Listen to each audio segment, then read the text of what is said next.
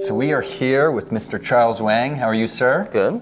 So I always try to define you, and it's almost impossible because you've been a VC, you've done private equity, entrepreneur, angel investor. You do it all. Plus, you're traveling all the time. But you're also the CEO and founder of Lynchpin Technologies. Right.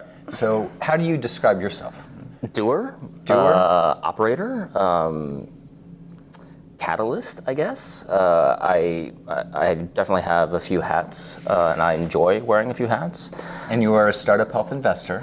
Startup health investor. And in fact, we've known each other basically from the day we launched Startup Health. From before the days, I mean. That's right. Napkin drawing with you and Steve, and obviously been a fan of what you guys are doing, obviously catalyzing as well, right? The innovation landscape. But for myself, I guess I view myself as just a doer. You've been in the industry, digital health sector, from wearing a lot of different hats. What's your perception of where we are? What's the state of the industry now? State of the industry. Are you excited? Direction? For sure bullish. I think to the extent that we are seeing traditional tech companies venture into healthcare in a meaningful way, right? The Apples, the Googles. Apples, Amazon, look what Amazon has done, right? They purchased Whole Foods, right? That's part of a natural health play. They obviously are launching a prescription business, hiring a bunch of doctors, hiring a bunch of pharmacists, et cetera.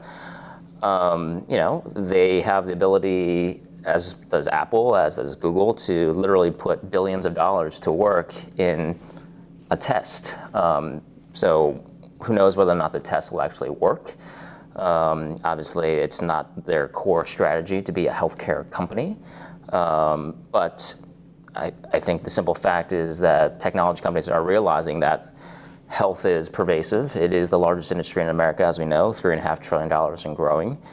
And they can afford to hire some really great talent. They can obviously create products and have UI and UX and design that traditional healthcare companies, native healthcare folks typically don't have that same DNA. And we'll see. It'll be an interesting time in the next, I'd say, 3 to 5 years to see if they stick it out. Is that what you're most excited about over the next 3 to 5 years, these new entrants?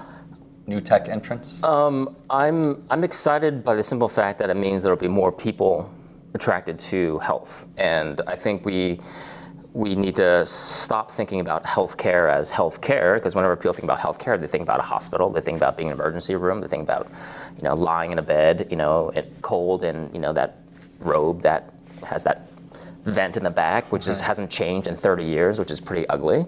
But when you think about health, then you're like, okay, well, if you broaden the concept of healthcare and call it health, then then you look at Amazon buying Whole Foods and you think, okay, well, now that's an interesting play, right? Because Amazon has a gazillion pieces of data on Unity, on Steve, on Charles, on Polina, on Katya, on your kids, on my kid.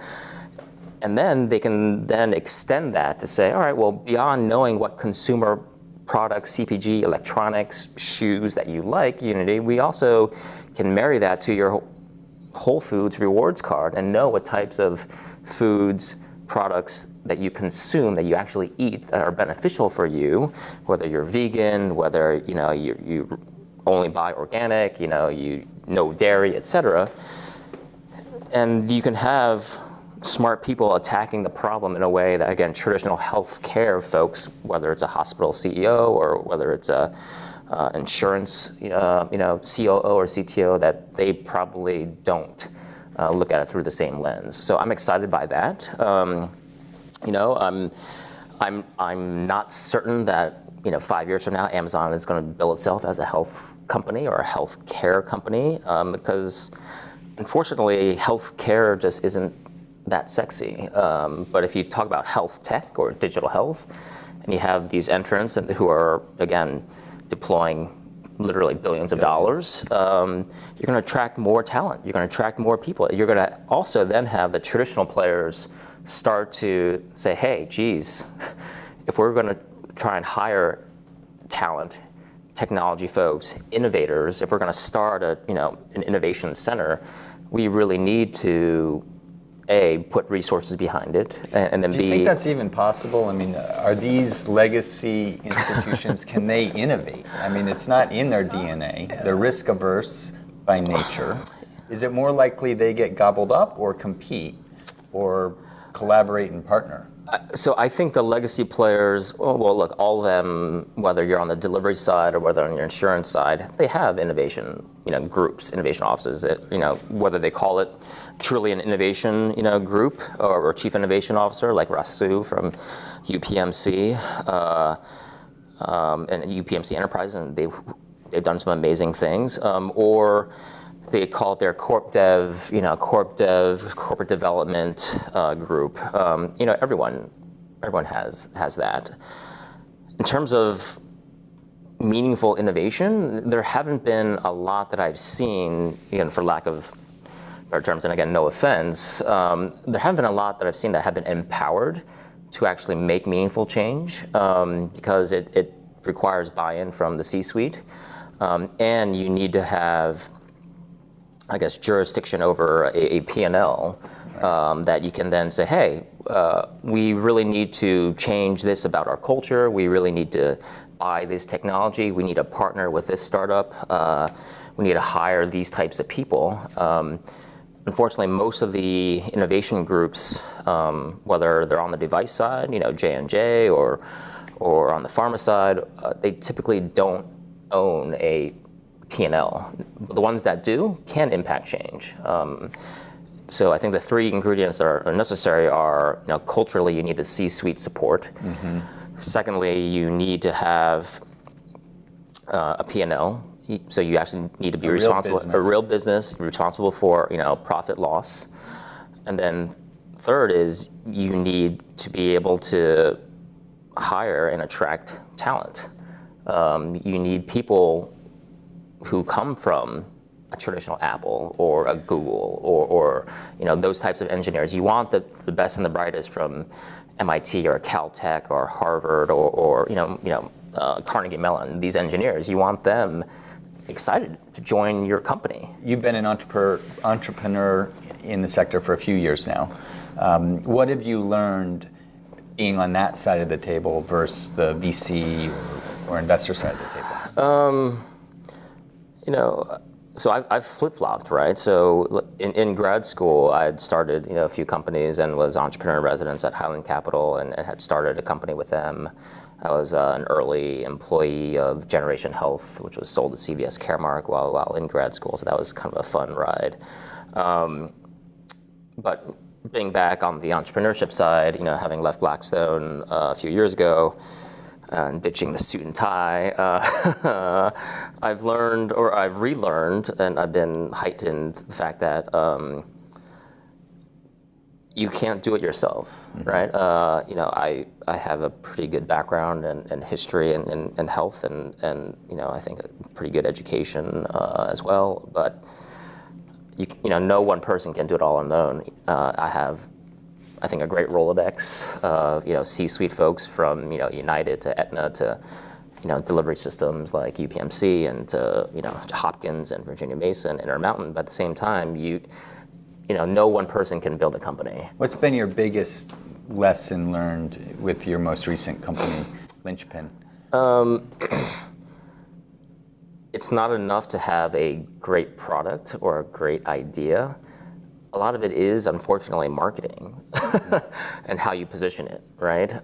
So I think for me, I don't know if it's a painful lesson, but one of the takeaways I've had is that, hey, I've known what the product was, or for years, right? I've known, and it hasn't changed, right? But the positioning of it has changed. The marketing materials, so to speak, that I use in a deck when I'm talking to a health system or talking to a payer or talking to an employer, that's changed. But fundamentally, the concept and the product itself hasn't changed. That's what we build. It's still the same, product that the team has built, but it's just positioned differently. And so is that something you should, as an entrepreneur, you recommend be thinking of from day one? or evolve organically as time goes on? I believe you need to think about it from day one. I think you need to pressure test it with friendly customers, right? To say, hey, this is what I'm building, this is what I have, demo it, show it, right? Just don't talk about it, but show it. And then get their perspective, get their feedback, okay, like what resonates with you, right? And take notes, right? So some friendly folks, before you're out there actually selling, right? Show them the MVP, show them the bells and whistles, and then get their feedback on it. And depending upon who you're selling to, right? So for Lynchpin, it's a SaaS platform to improve engagement for members and for consumers. The positioning is slightly different when we're talking to a health system versus a payer or an employer. And I think having a great marketing person is important. And whether that's a full-time person or someone that there's obviously some great marketing shops you can engage with. And you need to be the chief marketing officer yourself, of course, as the founder. Yeah, you're selling yourself, you're selling the brand, and it's everything. Even though you're the founder, CEO, we have a small team, a lean team. You do everything. I make copies. I'll do the faxing since we're still in healthcare. But yeah, I do my own travel, booking. But yeah, I'm the one who's out there selling. That must be a full-time job because it is. It is east to west all the time. That's right. So you've been active in Boston, New York. You're now in LA. What's going on in the LA scene? And how's it different than some of these other innovation hubs? Yeah. So LA is coming, it's still up and coming, I would say, particularly within digital health. I think Silicon Beach. Silicon Beach, right? So it's always, I think, as broad tech venture goes, healthcare will always lag behind that. I'd say 5 to 8 years, right? So we've seen in the last 5 years, LA become a destination for tech companies and startups, right? You have Snapchat, you have Oculus virtual reality, right? You have Dollar Shave Club, right? And so you have Google and Facebook building campuses right down there because it's a better quality of life. Engineering talent isn't as expensive.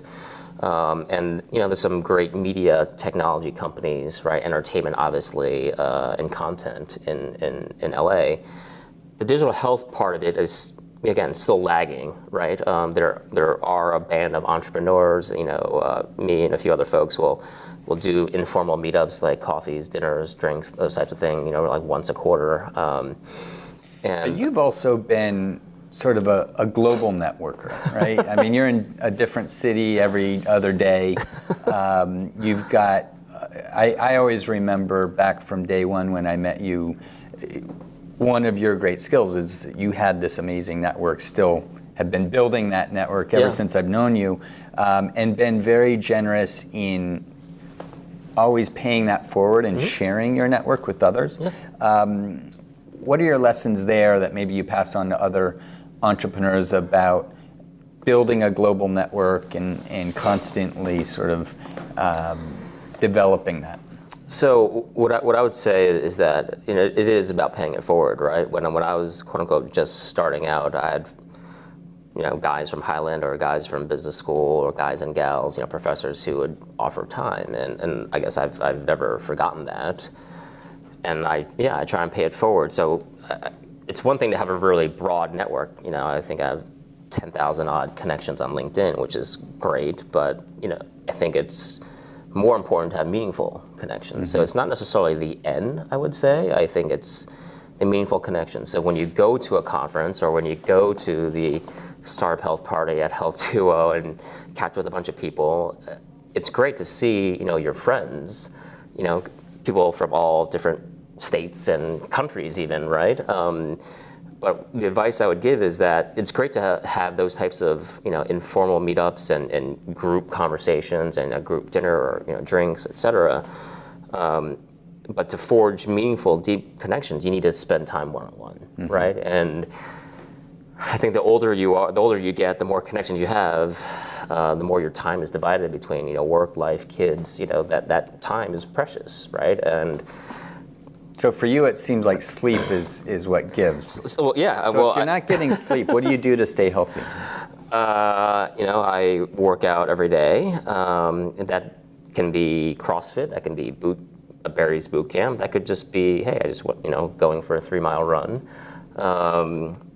I think important as well is kind of spiritual, mental health. Mm-hmm. So every morning when I get up, I spend, kind of 15 minutes just, in meditation, thinking about what I need to do today, how can I be a better dad, father, husband, doer, son. And I think in this day and age, everyone's so caught up in their cell phones. Like, geez, where's my cell phone? I have 2 cell phones actually. But I mean, the first thing that most people do when they wake up is this, right? They check the messages. How many messages do I have? How many likes did my photo or my post get? And on the subway, unfortunately, people don't talk to each other anymore. People are always buried, watching videos or playing games. And I think having time every day for yourself, away from technology, is a good thing. Yeah. That's why I love being on the airplane sometimes. Time to focus time. Well, Charles, just want to thank you for being such a friend to Startup Health. Always. From day one, and also to the health transformer community. You've invested in many companies. You're just a great supporter and friend to so many entrepreneurs and so many people around. It's people like you that are constantly paying it forward, that are batteries included, that I think have in large part been responsible for building this ecosystem for over the years. So thank you for everything that you've done and everything you continue to do. Glad to be a part of it.